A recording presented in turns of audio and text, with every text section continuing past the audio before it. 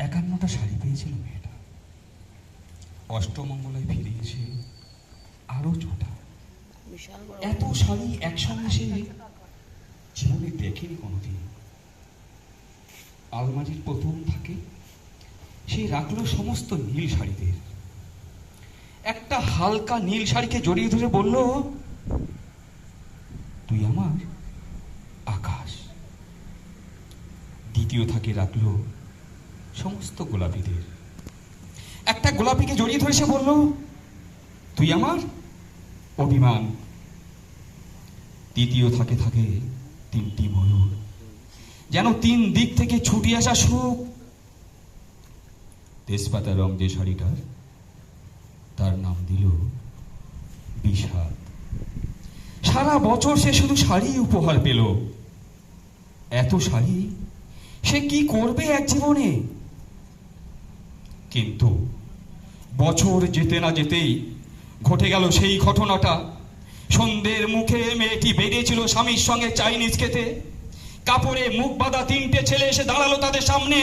স্বামীর তল পেটে ঢুকে গেল 12 ইঞ্চি, উপর থেকে নিচ, নিচ থেকে ডান দিক। পড়ে রইল খাবার।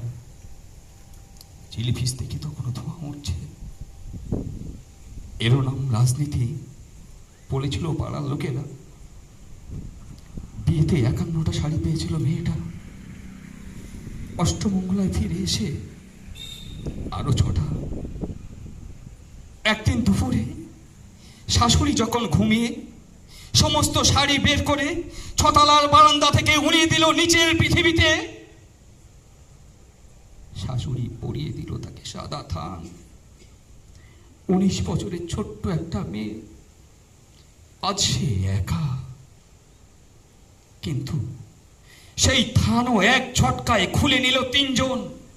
পাড়ার মোড়ে সদ্য একটা বিধবা লগ্ন মহিলার দৌড়াচ্ছে আর চিৎকার করে বলছে, বাঁচাও,